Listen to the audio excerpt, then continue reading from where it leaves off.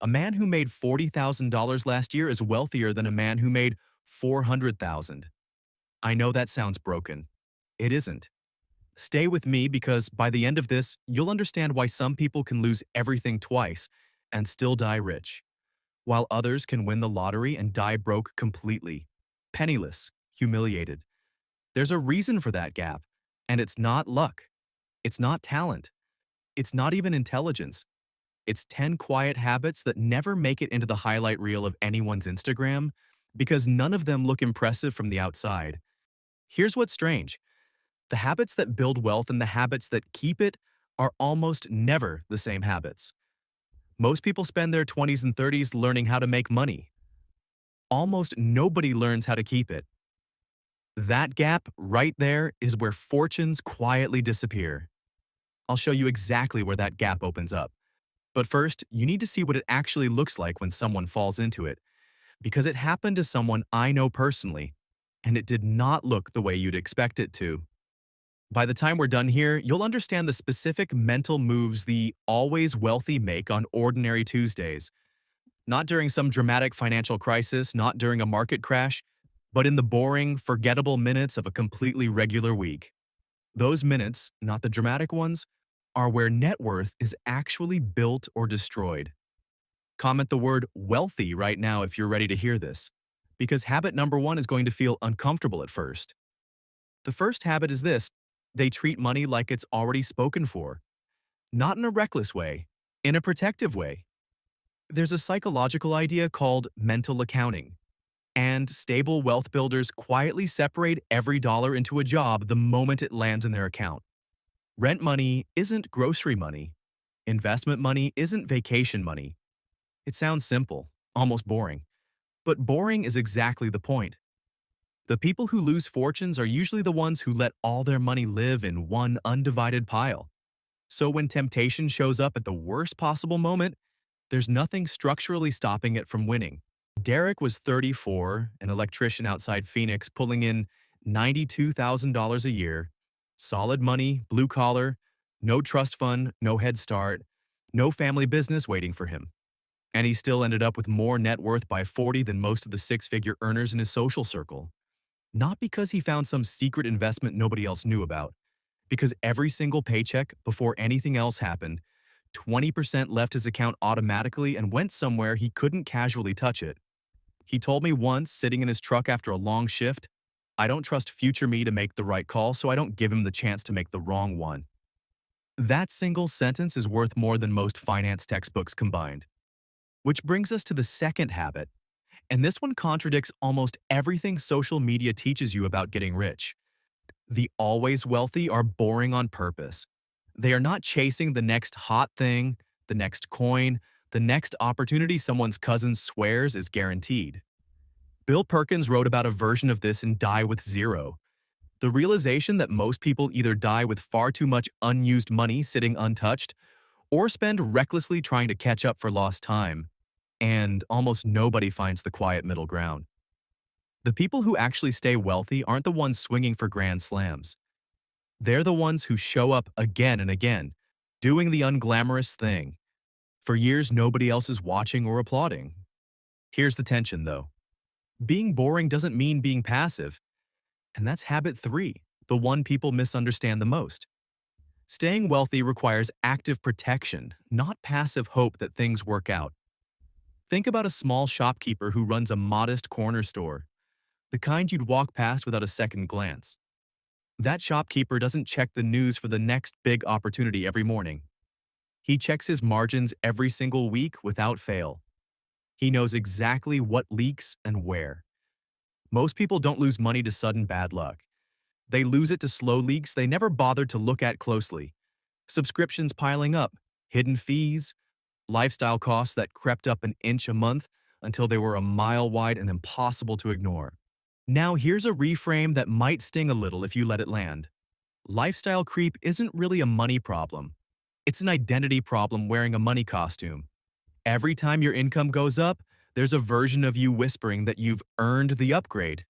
The newer car, the bigger apartment, the nicer everything. The version of yourself other people will notice and admire. The people who stay wealthy Learn to notice that whisper and simply not answer it right away. Not never, just not immediately. That small gap between impulse and action is where entire fortunes get protected, one delayed decision at a time. Which leads us into habit 4. They let time do the heavy lifting instead of trying to force results themselves. There's an old finding, often traced back to research on compound growth, that a dollar invested at 25 will nearly double the outcome of the same dollar invested at 35, even with identical returns and identical effort. 5 years. That's the entire gap, the whole difference. Not double the money invested, just 5 years of patience. Most people want the result today, right now, immediately. The wealthy who stay wealthy have made peace with a longer clock. And that peace, strangely enough, is worth more than any single stock pick could ever be. Let's pause on something uncomfortable because habit 5 is going to feel personal for a lot of you watching this. The wealthy who stay wealthy are quietly, deliberately unbothered by comparison. You know that friend who upgrades their car every 2 years without fail? Or that cousin who posts the vacation photos right when rent is somehow due again? The people who keep their money long-term have simply opted out of that entire game a long time ago. Not because they don't feel the pull. They do, everyone does, it's human nature. But because they've decided that looking rich and staying rich are two completely different games, with two completely different rule books. And you cannot win both of them at the same time no matter how badly you want to. Habit 6 is quieter than all the others, and it's the one nobody talks about on finance podcasts.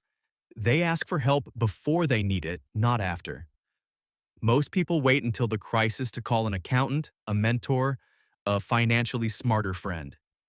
The always wealthy build that relationship years before disaster, so when the storm actually comes, they're not scrambling to find someone to trust.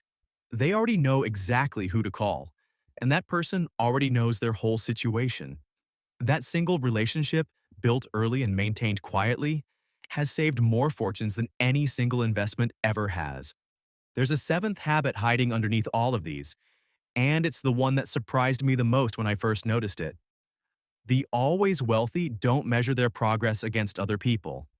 They measure it against themselves 6 months ago. That sounds like a small distinction, but it changes everything about how decisions get made. Compare yourself to a neighbor with a nicer house, and you'll always feel behind, because there's always someone with more. Compare yourself to the version of you that existed 2 years ago, and suddenly progress becomes visible, measurable, motivating instead of exhausting. That shift alone keeps people in the game long enough for compounding to actually work its slow, unglamorous magic. Here's the turn, and this is the part that changes everything you've heard so far. You'd think the wealthy who stay wealthy are obsessed with money. They're not. They're obsessed with decisions. Money is just the scoreboard, nothing more. The habit isn't save more or invest smarter. Underneath all of these, there's one master habit holding the entire structure together. They treat every financial choice as a small vote for who they're becoming, not just what they're buying in the moment. Buy the impulsive thing, and you've cast a vote for someone who reacts without thinking. Wait 48 hours instead, and you've cast a vote for someone who chooses deliberately. Do that enough times across a decade, and the compounding isn't just happening in your bank account, it's happening in your identity, quietly, in the background, every single day. That's the real reason some people stay wealthy through recessions, layoffs, medical bills, and market crashes that wipe out everyone around them, while others with far higher salaries end up starting completely over from zero, sometimes more than once in a single lifetime. Because wealth was never actually about the number on the screen. It was about who you had quietly, patiently become while nobody else was watching that number go up or down. If any of this landed somewhere real for you, hit subscribe right now, because next we're going deeper into the exact daily systems these people use. The specific accounts, the specific rules, the boring mechanics hiding underneath the mindset.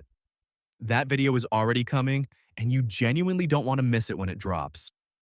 There's a version of you 5 years from now who either thanks present you for the habit you started today, or quietly resents you for the one you kept putting off week after week? That's really the only choice sitting on the table right now. Not how do I get rich fast? That question gets asked 1,000 times a day online, and it goes absolutely nowhere useful. The better question, the one that actually changes a life, is far quieter than that. It's simply this: what small, boring thing can I do today that future me will be genuinely grateful for? Start there. That's it. That's the whole secret. And it was never really a secret at all, just a habit nobody bothered to advertise. If this hit home even a little, subscribe and let me know in the comments which habit you're starting first. And stay close, because we're just getting started on this journey together.